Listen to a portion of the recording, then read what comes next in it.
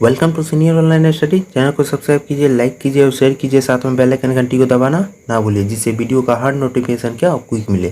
तो चलिए आज हम लोग क्लास 12 फिजिक्स का प्रिपरेशन करेंगे। हम लोग का चैप्टर चल रहा था इलेक्ट्रिक पोटेंशियल यानी विद्युत विभव। ठीक है, तो विद्युत विभव में हम लोग पीछे पढ़ चुके थे कॉम्बिनेशन ऑफ कैपेसिटर्स यानी संधारित्र का संयोजन या समूहन। ठीक है, उसी का टॉपिक आज हम लोग पढ़ेंगे, series of combination of capacitors. ठीक है, संधारित्र का श्रेणीक्रम संयोजन, ये फर्स्ट भाग है। और इसी का क्या कहते हैं, कॉम्बिनेशन ऑफ कैपेसिटर्स का दो भाग होते हैं। ठीक है, एक पढ़ना है हम लोग को सीरीज ऑफ कॉम्बिनेशन कैपेसिटर्स जो आपके सामने में है। दूसरा पढ़ना है, नेक्स्ट डे पढ़ना है हम लोगों को पैरेलल कॉम्बिनेशन ऑफ कैपेसिटर्स। ठीक है, संधारित्र का समांतर क्रम संयोजन। चलिए आज हम लोग पढ़ेंगे सीरीज कॉम्बिनेशन ऑफ कैपेसिटर्स यानी संधारित्र का श्रेणीक्रम संयोजन। यहाँ तक किन्हीं को समझने में किसी प्रकार का दिक्कत नहीं है ना। Series of combination of capacitors किसके अंतर्गत आता है? कॉम्बिनेशन ऑफ कैपेसिटर्स यानी संधारित्र का संयोजन या समूहन के अंतर्गत आता है। ठीक है, तो चलिए आप लोग हेडिंग बना लीजिएगा, सीरीज कॉम्बिनेशन ऑफ कैपेसिटर्स यानी संधारित्र का श्रेणीक्रम संयोजन। ठीक है, तो चलिए हम लोग पहले डिफिनेशन देखेंगे, उसके बाद इसका फिगर देखेंगे, उसके बाद फिगर के बारे में एक दो शब्द वर्णन करेंगे, उसके बाद इसका क्या करेंगे, व्यंजक प्राप्त करेंगे। ठीक है, series of combination of capacitors का मान क्या होता है। ठीक है, ये आपको क्या कहते हैं, नोमेरिकल में वेरी वेरी इंपॉर्टेंट देगा। जब आप निकालिएगा श्रेणी क्रम में, ठीक है, मान जब प्राप्त कीजिएगा नोमेरिकल में, ये वेरी वेरी इंपॉर्टेंट है। ठीक है, तो चलिए नोमेरिकल भी आप लोग को एग्जाम्पल के थ्रू बताया जाएगा। ठीक है, जिससे आप लोग को किसी भी प्रकार की क्या हो, दिक्कत ना हो। तो चलिए पहले हम लोग डिफिनेशन देखते हैं, उसके बाद हम लोग क्या करेंगे, फिगर देखेंगे, फिगर के बारे में वर्णन करेंगे, तब उसके बाद क्या करेंगे, उसका मान प्राप्त करेंगे। चलिए डिफिनेशन देखते हैं।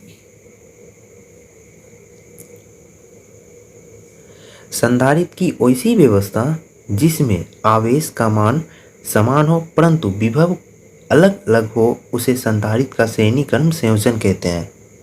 ठीक है, एकदम डिफिनेशन शॉर्ट है। ठीक है, एक बार पढ़िए, ऑटोमेटिक आपको याद हो जाएगा। ठीक है ना, मेरे डिफिनेशन में आप लोग को किसी भी प्रकार का क्या होगा, दिक्कत नहीं होगा। ठीक है, तो चलिए एक बार और डिफिनेशन रिपीट करते हैं, ऑटोमेटिक समझ जाइएगा। चलिए,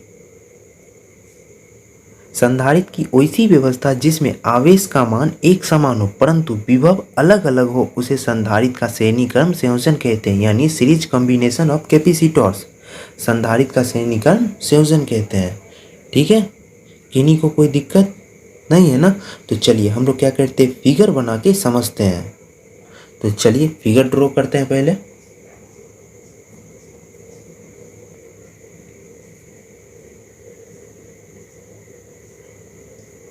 पहले फिगर बना लेते हैं, उसके बाद आप लोग को क्या करेंगे, समझा देंगे।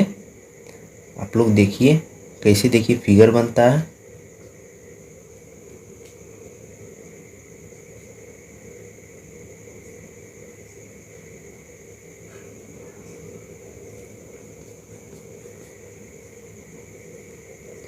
ठीक है, ये ए दे देते हैं, ये बी।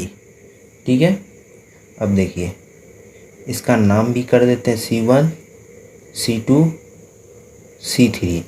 हम क्या निकाल रहे हैं, श्रेणी क्रम में निकाल रहे हैं ना। हम क्या निकाल रहे हैं, श्रेणी क्रम में निकाल रहे हैं। तो चलिए ये सभी क्या है, श्रेणी क्रम में है। पहले बना लेते हैं, उसके बाद आप लोग को समझाते हैं। ठीक है, तो चलिए इधर प्लस आवेश, इधर माइनस चार्ज। ठीक है, फिर इधर प्लस चार्ज, फिर इधर माइनस चार्ज। ठीक है, फिर इधर प्लस चार्ज, फिर इधर माइनस चार्ज। ठीक है, अब देखिए ए पे प्लस आवेश, ठीक है, बी को अर्थिंग कर देते हैं,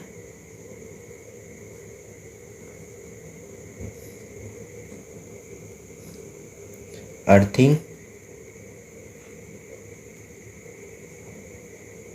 ठीक है, अर्थिंग कर दिए, इस पे प्लस चार्ज, इधर माइनस चार्ज, ये विभव, विभव हमारा सेल का कार्य कर रहा है।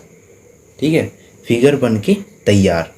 अब देखिए फिगर समझिए, देखिए C1 C2 एवं C3 एक क्या है, धारिता का कार्य कर रहा है। C1 पढ़े हैं हम लोग किस में, कैपेसिटर्स, ठीक है, यानी संधारित्र में पढ़ चुके हैं। ये C1 किसका सिंबल होता है, धारिता का होता है। ठीक है, लेकिन हम लोग का टॉपिक भी किसके अंतर्गत आ रहा है, संधारित्र। ठीक है, संधारित्र के अंतर्गत ही आता है। ठीक है, तो जिसके कारण क्या हुआ है, इस सब का मान है श्रेणी क्रम में। क्या है, देखिए डिफिनेशन हम लोग का क्या कह रहा है, किस में पूछ रहा है, संधारित्र का श्रेणी क्रम संयोजन में पूछ रहा है ना। तो हम लोग भी क्या किए, ये श्रेणी क्रम में व्यवस्थित किए। अगर आप लोग को नोमेरिकल भी होगा तो वो क्या होगा, श्रेणी क्रम में ही होगा। ठीक है, ये आपको ऑटोमेटिक समझ में आ जाएगा जब आपको पढ़ा दिया जाएगा पैरेलल कॉम्बिनेशन ऑफ कैपेसिटर्स, यानी संधारित्र का समांतर क्रम संयोजन जब पढ़ा दिया जाएगा तो ऑटोमेटिक आप क्या कर सकते हैं, समझ सकते हैं। ठीक है, तो चलिए हम लोग देखते हैं पहले, अब देखते हैं इसके बारे में, पहले समझते हैं। C1 C2 C3 एक संधारित्र है जो कौन से क्रम में व्यवस्थित है, श्रेणी क्रम में व्यवस्थित है। ठीक है, A एवं B, ठीक है, A एवं B एक बिंदु का कार्य कर रहा है। A पे प्लस आवेश है, ठीक है, B को अर्थिंग की गई है। ठीक है, और B जो है ये सेल का कार्य कर रहा है, ये विभव है। ठीक है, सेल किसका कार्य कर रहा है, विभव का। अब कुछ सोच रहे होंगे ये विभव का है, ये हम लोग टॉपिक किसका पढ़ रहे हैं, इलेक्ट्रिक पोटेंशियल पढ़ रहे हैं ना, विभव पढ़ रहे हैं ना। तो हमें किसका मान प्राप्त करना होगा, विभव का। अगर विभव चैप्टर पढ़ रहे हैं तो उसमें हर चीज विभव से रिलेटेड मान ही निकालना होगा। ठीक है, डाउट क्लियर। अगर हम लोग क्या कहते हैं, इलेक्ट्रोस्टैटिक्स के बारे में अगर पढ़ रहे हैं तो हम लोग इलेक्ट्रिक से रिलेटेड ही मान प्राप्त करेंगे। ये चीज़ समझ गए ना। तो चलिए जो चीज़ आपको बताया गया बस इतना ही, बस फिगर में क्या करना है, फिगर के बारे में एक दो शब्द वर्णन करना है। C1 C2 C3 एक संधारित्र है। ठीक है, 3 संधारित्र है। ए बी एक बिंदु का कार्य कर रहा है, ए पे प्लस आवेश, बी अर्थिंग की गई है। भी एक क्या है, विभव के क्रम में व्यवस्थित है। लेकिन यहाँ पे एक ही विभव दिया गया है, ये बात सोचिए।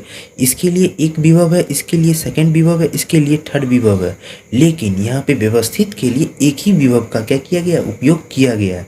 आपको मान के चलना हर संधारित्र के पास एक विभव उपस्थित है। ठीक है, तो चलिए फिगर के बारे में वर्णन कर देते हैं। तो चलिए थोड़ा फास्ट करते हैं फिगर के बारे में वर्णन। तो चलिए फिगर के बारे में वर्णन कर दिए हैं।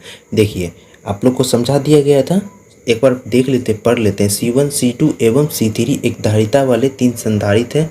3 संधारित्र है ना, ठीक है, 3 संधारित्र है, C1 C2 C3। ठीक है, उसके बाद A एवं B बिंदु के बीच व्यवस्थित है। किसके किसके बीच व्यवस्थित है, A एवं B, देख रहे हैं ना, A एवं B बिंदु के बीच व्यवस्थित है, जिसमें A बिंदु पे प्लस आवेश, A बिंदु पे प्लस आवेश, ठीक है, और B बिंदु को अर्थिंग की गई, B बिंदु को अर्थिंग की गई, देख रहे हैं।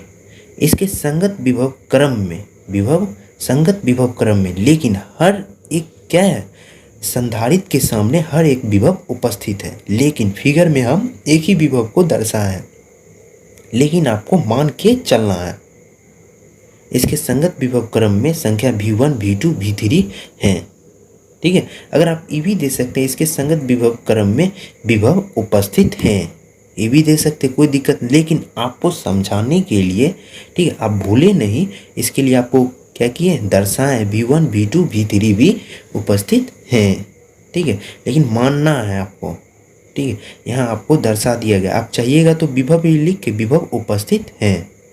ठीक है, यहाँ तक किन्हीं को समझने में कोई दिक्कत, ठीक है, यहाँ तक किन्हीं को कोई दिक्कत नहीं।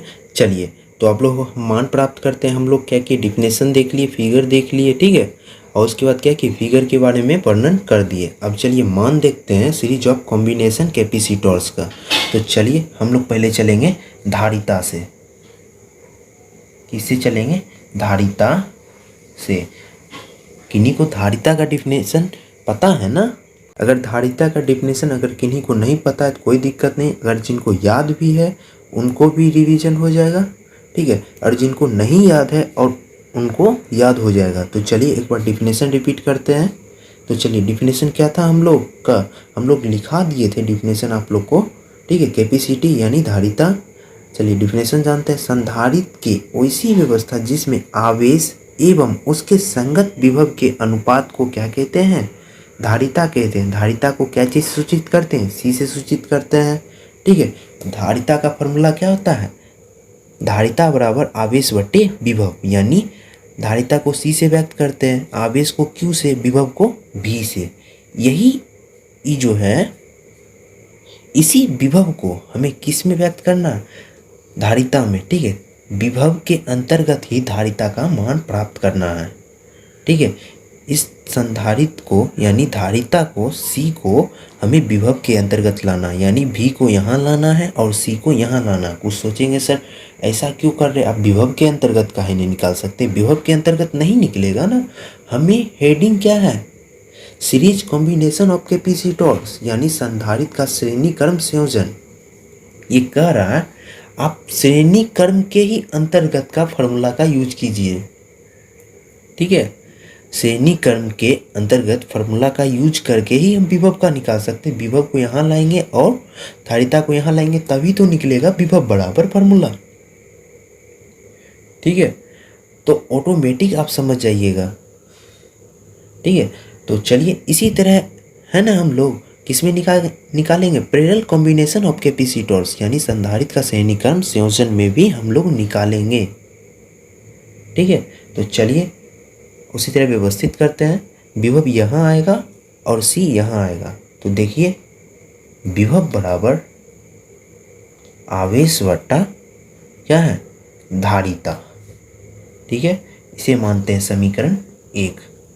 इसी प्रकार हमें क्या निकालना है? 3 निकालना है। विभव का मान व्यक्त करना है किसमें?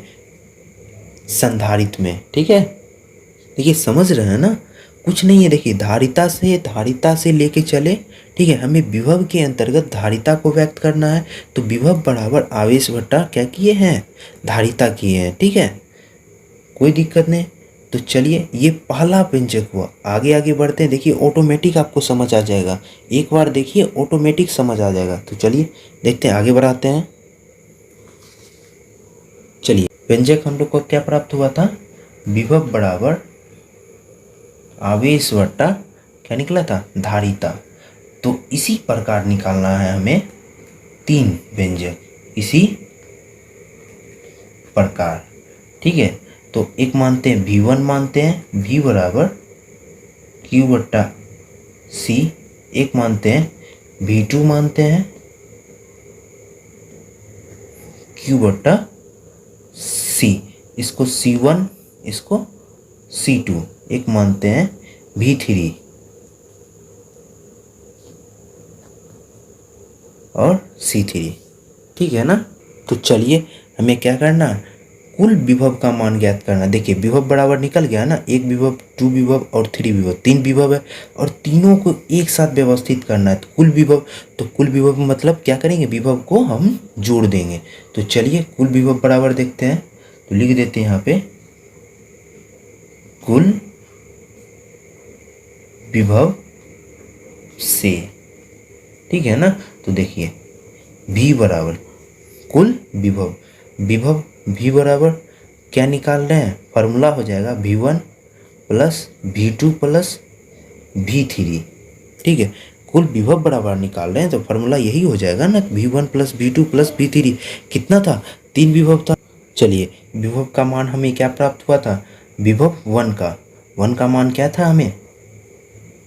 आवेश बटा C1 प्लस आवेश बटा C2 प्लस आवेश बटा C3। इसको मान लेते समीकरण 2, ठीक है। अब देखिए, अब चलेंगे समीकरण 2 निकल गया। समीकरण 1 एवं 2 से। ठीक है, चलिए समीकरण 1 में मान क्या प्राप्त हुआ था हम लोग को, आवेश बट्टा धारिता, यही था ना, बराबर। तो अब क्या करना, समीकरण 2, समीकरण 2, तो समीकरण 2 का मान क्या है, आवेश C1 प्लस आवेश C2 आवेश प्लस आवेश C3। ठीक है, अब देखिए क्या देखिए मैच कर रहा है, आवेश देखिए है ना, ये देखिए एवं, कुछ सोच रहे एवं क्या है, ये भाग का काम कर रहा है। ठीक है, एवं यानी भाग का कार्य कर रहा है। तो चलिए देखते हैं, आवेश धारिता यानी C बराबर, इसमें से आवेश को कॉमन लेते हैं। देखिए कौन चीज़ मैच कर रहा है, आवेश, तो आवेश क्या करते हैं, कॉमन ले लेते हैं। ठीक है, तो आवेश कॉमन ले लिए, क्या बचा, 1/C1 plus 1/C2 plus 1/C3। ठीक है, अब देखिए ये भाग में है, ये आवेश और ये आवेश क्या हो जाएगा, खत्म, कट जाएगा ना। तो चलिए आगे देखते हैं हम लोग। तो चलिए देखते हैं, आवेश और आवेश कट गया था ना, तो क्या बचेगा यहाँ, 1/C। ठीक है, बराबर बराबर क्या बचेगा, कुछ नहीं, यहाँ बच जाएगा 1/C1 plus 1/C2 plus 1/C3। का कि आवेश यहाँ भी था ना, आवेश और आवेश क्या हो गया था, खत्म हो गया था ना। ठीक है, आवेश और आवेश कट गया था, तो उसके बाद क्या बचा था, ब्रैकेट में हम लोग डाल लिए थे C1 C2 और C3 आ गया ना। अब देखिए, यदि N संधारित हो तो, N क्या हो, संधारित हो तो, श्रेणी क्रम में N क्या हो, संधारित है ना। अब देखिए क्या हो जाएगा, 1/C बराबर 1/C1 plus 1/C2 plus 1/C3 dash dash, संधारित N हो कौन, अनंत तक, प्लस 1/Cn। ठीक है, और किसका निकाले थे हम लोग, series of combination of capacitors, series का निकाले थे। तो S, ये सिंबल दे देते हैं S, ये सीरीज का व्यंजक है। ठीक है, उसी तरह अगर हम पैरेलल का निकालेंगे तो पैरेलल को क्या चीज़ सूचित करेंगे, P से, तो यहाँ क्या हो जाएगा, P हो जाएगा। ठीक है, यही हमारा क्या हो गया, series of combination of capacitors का व्यंजक हो गया। ठीक है, यहाँ तक किन्हीं को कोई समझने में कोई दिक्कत, किसी प्रकार का दिक्कत हो तो आप बोल सकते हैं। जहाँ तक पता आप लोग को समझने में दिक्कत नहीं हुआ होगा, बस छोटा सा समझ जाइएगा ना। क्या था, सीरीज ऑफ कॉम्बिनेशन कैपेसिटर्स में, कैपेसिटर्स के अंतर्गत हम किस फार्मूला का यूज करते हैं, धारिता का यूज करते हैं। तो धारिता का यूज किए, हम लोग क्या किए, विभव के अंतर्गत धारिता का मान व्यक्त किए। ठीक है, जिसके बाद क्या हुआ, सभी का मान क्या हो गया, प्राप्त हो गया हमें। आप लोग को समझने में अगर किसी भी प्रकार का दिक्कत हो तो आप लोग क्या कर सकते हैं, कमेंट कर सकते हैं। ठीक है ना, डिफिनेशन में दिक्कत हो, व्यंजक समझने में दिक्कत हो, बस एक बार है ना शुरू से लेके अगर वीडियो देखिएगा ना, ऑटोमेटिक आपको समझ में आ जाएगा। एकदम शॉर्ट से बताया गया, किसी भी प्रकार का कोई दिक्कत नहीं। एक बार अगर पूरा देख लीजिएगा ना, ऑटोमेटिक आप निकाल सकते हैं, आंख बंद करके क्या कर सकते हैं, मान निकाल सकते हैं। ठीक है, और देखिए यहाँ पे भी हम लोग क्या किए, कुछ किए हैं ना, कुछ नहीं किए है ना। फर्स्ट विभव था, ठीक है, विभव के अंतर्गत ये मान आया था ना, इसको समीकरण 1 माने थे ना, समीकरण 1, इसी के अंतर्गत हम क्या किए, 3 सीरीज में क्या किए, बनाए गए हैं। फिगर में भी था ना, समांतर क्रम में 3 सीरीज था, जिसके बारे में आपको बताया गया था क्रम में। ठीक है, श्रेणी क्रम में देखिए, है ना, विभव के क्रम संख्या V1 V2 V3 में क्या किए गए, व्यवस्थित किया गया। उसी तरह देखिए हम लोग भी क्या किए, यहाँ पे व्यवस्थित किए V1 V2 V3 कुल विभव, ये जो निकला हुआ मान है इसका कुल विभव V1 plus V2 plus V3 इसी तरह व्यवस्थित कर दिए। कोण कितना होता है, तो हमें मान क्या प्राप्त हुआ, ठीक है, इतना प्राप्त हुआ। और उसके बाद क्या किए, ये सभी का मान कर दिए और CP का जो मान था वो कर दिए। ठीक है, देखिए कुछ था कुछ नहीं था, बस छोटा सा था, बस समझना था। बस खाली एक यहाँ है, यदि n संधारित हो तो, यानी अनंत में संधारित हो तो क्या था, किसका निकाल लेते हैं, सीरीज का निकाल ले, तो सीरीज के अंतर्गत, ठीक है, कैपेसिटर्स के अंतर्गत निकाला गया C1 C2 plus C3 plus इतना, ठीक है, 1/CN। ठीक है, यहाँ तक समझ गए। यही हमारा क्या है, सीरीज ऑफ कॉम्बिनेशन कैपेसिटर्स का फॉर्मूला है। ठीक है, तो चलिए आज यहीं तक रहने देते हैं। और एक जरूरी बात, सीनियर ऑनलाइन स्टडी के ऑल स्टूडेंट को यह सूचना दी जाती है कि कल शाम 5 से 6 बजे के बीच आप लोग को एक वीडियो प्रोवाइड की जाएगी, जिसमें आप लोग को पढ़ाई से रिलेटेड, पढ़ाई कैसे करना है, कैसे टाइम स्पेंड करना है, उसके बारे में जानकारी दी जाएगी और कुछ आवश्यक चीज़ के बारे में दिया जाएगा जो आपको पढ़ने में मददफुल होगी। ठीक है, यानी यूजफुल होगा, किसी भी प्रकार को क्या हो, आप लोग को दिक्कत नहीं होगा। कोशिश कीजिएगा कल आप लोग YouTube पे आके सीनियर ऑनलाइन स्टडी 5 से लेके 6 बजे PM के अंतर्गत आप लोग को वीडियो प्रोवाइड की जाएगी। ठीक, ये वीडियो देखना नहीं भूलिए, ये वेरी वेरी इम्पोर्टेंट है।